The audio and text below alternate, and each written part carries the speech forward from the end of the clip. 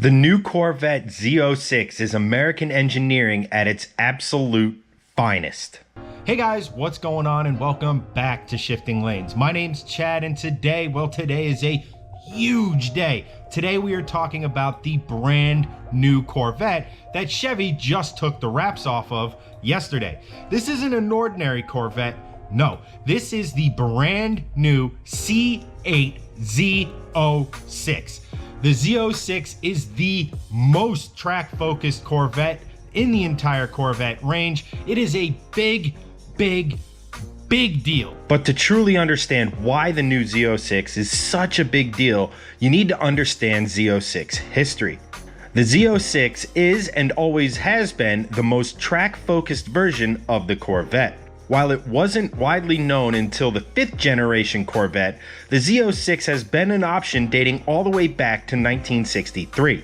Back then, if you were in the know, you could put Z06 down as an option to get all the track-oriented hardware Chevy had on your Corvette. Fast forward a few decades and Chevy brought the Z06 back, this time as its own trim level. The C8 Z06 boasted Chevy's LS6 V8 and made up to 405 horsepower, good enough to catapult the C8 Z06 to 60 in 4 seconds. As one does, Chevy took the C8 racing, but they didn't just want to dominate domestically like they had in the past. No, Chevy wanted to take their brand new toy and put it up against the best Europe had to offer. This was a watershed moment in Corvette history. Corvette was going to Le Mans, and they weren't there to simply take part. They were there to win. To do so, they threw in a 7-liter V8 and thundered their way to victory. The C8 won its class at Le Mans 3 times and won overall at the 2001 Daytona 24 Hours, outlasting the much faster prototypes. A road-going version of that 7-liter V8 found its way into the C6 Z06. That was a thunderous powerhouse making over 505 horsepower, and it is the main reason why a lot of Corvette purists consider the C6 Z06 to be the best of the Z06 range. 505 naturally aspirated horsepower in a pushrod V8 that revved all the way to 7,000 RPM was and still is an astonishing piece of engineering. The performance was otherworldly. The lowly American sports car went toe-to-toe with the much more expensive Ferrari 575. You don't go up against Ferrari without the rest of the world taking notice. This is where the Corvette's biggest flaw was revealed: the interior. There's no nice way to say this. The Corvette interiors were cheap, especially when compared to their European rivals. But to most enthusiasts, this simply did not matter. They didn't buy the Z06 for it to be the last word in luxury. They bought it to go fast. And that is something the C6 Z06 did with room to spare. For the 7th generation, Chevy developed the Corvette and the Z06 as a whole alongside the C7R race car. This had a bunch of different benefits. First of all, the race car had a much better foundation on which to build a world-class race vehicle. On the street side of things, well, it basically meant you got a street version of a race car that was also comfortable but still insanely fast. For the first time on a Z06, boost was applied in the form of a supercharger. This upped power to a bonkers 650 horsepower. And almost as important, for the first time, the C7 Z06 had an upscale interior. The 7th generation Z06 looked the part as well. From every angle, this thing meant business. It was filled with aero trickery. This was not a subtle competitor to Europe's elite. It was bold, it was brash, it was immediately recognizable as a Corvette, and it made absolutely no apologies about it. And this is why we, as Americans, absolutely adored it. It was not without faults though. Supercharging the engine was great for making horsepower, but it lost the immediacy, that direct link to the driver that only naturally aspirated engines have. It was a performance juggernaut, but some of the driving charm had been lost. Not that the 650 horsepower allowed you to notice that for very long. Enter the C8. The C8 bucked the traditional front engine layout in favor of putting the engine in the middle.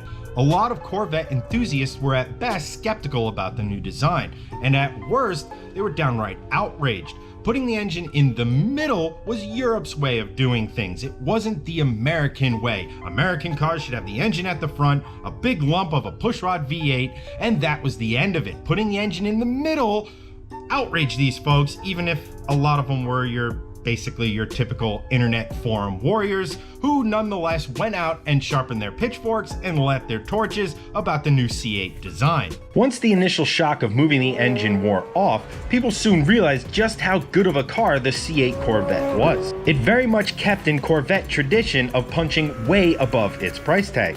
And like its predecessors, Corvette took the C8 racing. The C8R sounded like no other Corvette, and for good reason. The old-school, thunderous pushrod V8 had been ditched in favor of a thoroughly modern 5.5-liter V8 with a flat-plane crankshaft. The C8R's power plant was a preview of what was to come. The 5.5-liter flat-plane crank V8 in the race car, well, that eventually found its way into the C8 Z06. It was at this point, hearing the sound clips, seeing cars in camouflage, all this sort of stuff, I was ready to kind of join the masses that were saying, this isn't really America's sports car anymore. This is a European sports car with an American badge.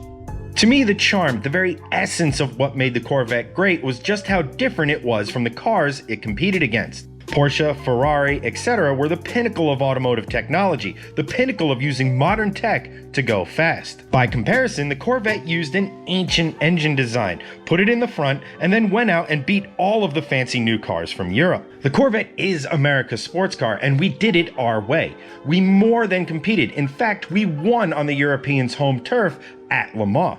And then I started digging a little bit deeper on the C8 Z06. I started looking into things like all the tech transfer, basically from the race car to the road car. You listen to some of the C8R's racing drivers talk about how the Z06 is basically a C8R that you can use every day and on public roads.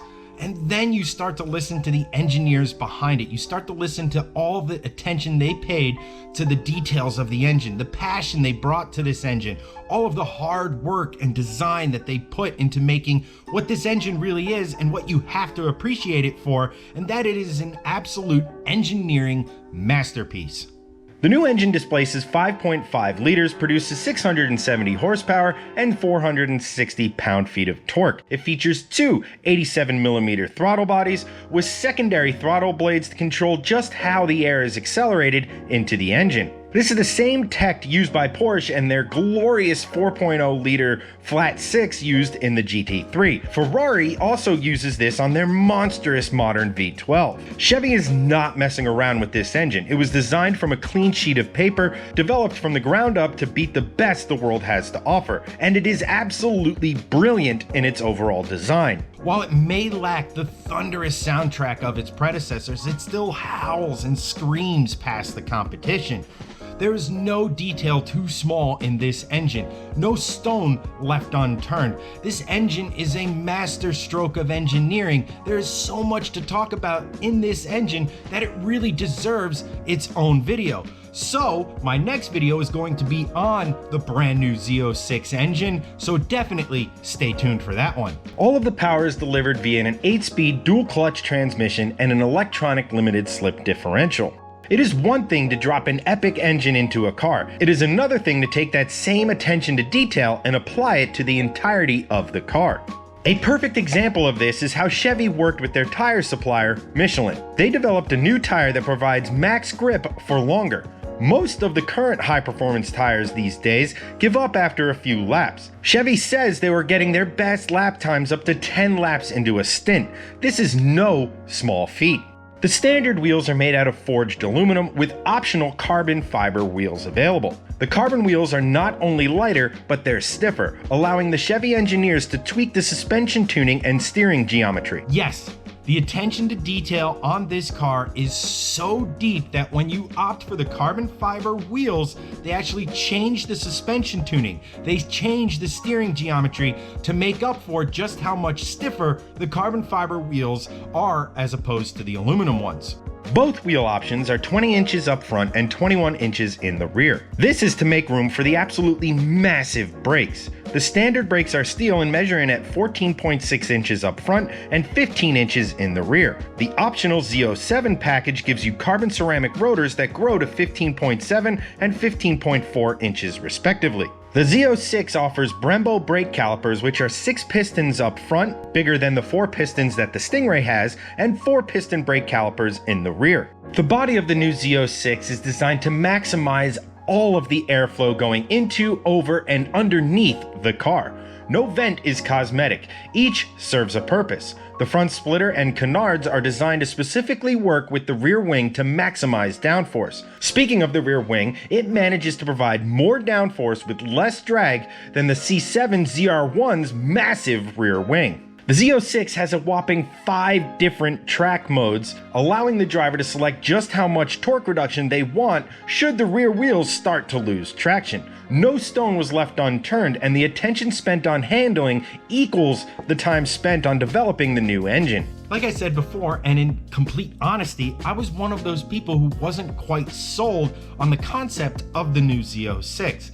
Mid-engine, flat-plane crank V8, these didn't scream American sports cars to me, it screamed European. It felt like Chevy and the Corvette was caving to the competition. It was losing its identity. To me, the idea of a Corvette was always front engine and then enhanced by an absolutely thunderous, just strike from the gods soundtrack that really nobody else in the world could compete with. However, I am adult enough to admit when I am wrong, and boy was I wrong about the new Z06. Sure, I haven't driven one yet, but you cannot look at this car and its pathological attention to detail and not be impressed. You are immediately proud to call this car an American car, proud that even though it looks and sounds different, the spirit of the Corvette lives on with the new Z06. And that's going to do it for this one. If you enjoyed today's video, consider giving us a thumbs up. If you're new to the channel looking to find your way back, consider subscribing with notifications on. That way you get all the Shifting Lanes content